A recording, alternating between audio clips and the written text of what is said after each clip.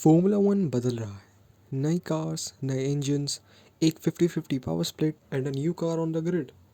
अभी हमने 6 दिन बाहरीन टेस्टिंग के कंप्लीट करे और पूरी F1 कम्युनिटी शॉक में है, क्योंकि कुछ टीम्स ने बहुत ही इंप्रेसिव परफॉर्मेंस दिखाई और कुछ ने थोड़ी डिसअपॉइंटिंग।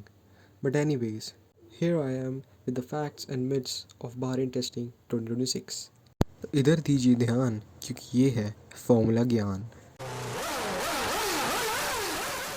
मैं F1 रेगुलेशंस पे ज़्यादा डीप नहीं जाऊंगा, क्योंकि पहले से यूट्यूब पे उसके ऊपर बहुत सारी वीडियोस हैं। बट मैं अपने ऑडियंस को एक ओवरव्यू दे देता हूँ, जैसे कि कार्स शॉर्टर, नैरोअर और लाइटर होने वाली है पहले के कंपैरिजन में, और एक्टिव मोड्स भी आने वाले हैं जैसे कि X और Z, और एक मैसिव इलेक्ट्रिकल इंक्रीज 350 किलोवाट का, जो कि एक इशू खड़ा कर रहा है क्लिपिंग का एंड ऑफ द स्ट्रेट्स पर। क्लिपिंग टर्म को अगर मैं सिंपलेस्ट फॉर्म में समझाऊँ तो उसका मतलब ये है कि जब एंड ऑफ द स्ट्रेट पर कार्स के रेव्स डाउन होने लग जाते हैं तो कार में कोई फॉल्ट नहीं हो रहा होता है, बल्कि कार का hybrid system internal combustion engine से पावर लेता है ताकि वो कार बैटरी को चार्ज कर सके। मैक्स वर्स्टैपेन इस चीज़ से थोड़े नाराज़ थे और उन्होंने ये भी बोला कि ये चीज़ उन्हें स्पोर्ट क्विट करने में मजबूर भी कर सकती है। मैं इस वीडियो में टेस्ट 2 के बारे में बताऊंगा, क्योंकि टेस्ट 1 में ज़्यादा कुछ ब्रॉडकास्ट हुआ नहीं था। डे 1 पे मैक्लेरन से लैंडो नॉरिस ने टेस्टिंग करी थी और उन्होंने लैप टाइम सेट करा था 1 minute 33 seconds and 800 milliseconds का।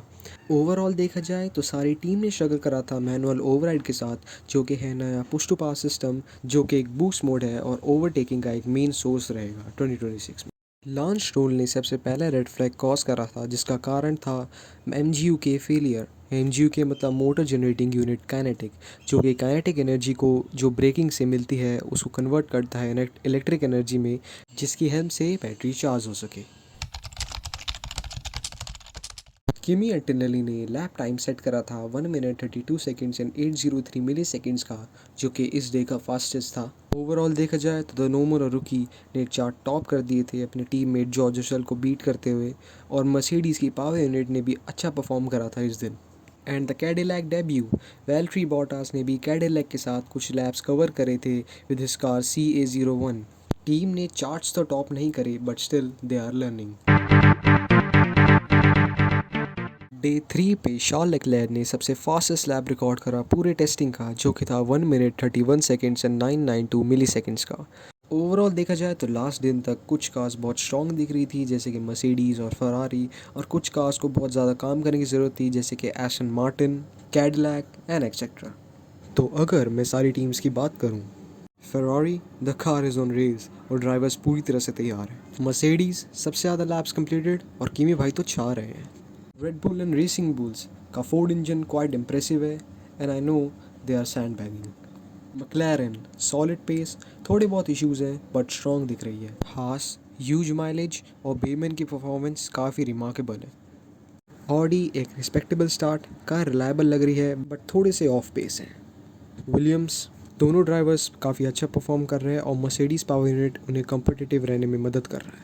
कैडिलैक ग्रिड पे न्यू है, कुछ इश्यूज आ रहे हैं but still they are trying. And Aston Martin, ladies and gentleman, इस टीम के बारे में मेरे एक बहुत क्लोज फ्रेंड कुछ कहना चाहेंगे। He is on call now. Fernando, say it. Fuck you Honda. Day 2 Ferrari fans के लिए एक बहुत ही अमेजिंग दिन था। इस दिन फरारी ने दो चीज़ इंट्रोड्यूस करी, rotating rear wing and a rocket start.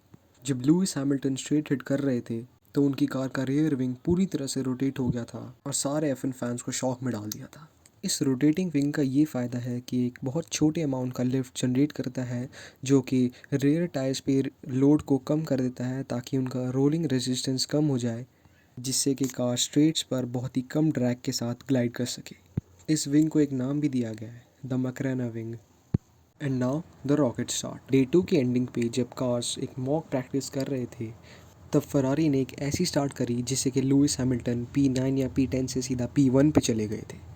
इस रॉकेट स्टार्ट का रीज़न ये है कि फरारी एक स्मॉलर टर्बो आर्किटेक्चर यूज़ कर रहा है, जिसकी मदद से वो पीक बूस्ट बहुत ही जल्दी रीच कर पाते हैं, rather than using the large turbos जो कि मर्सिडीज़ और रेड बुल यूज़ कर रहे हैं।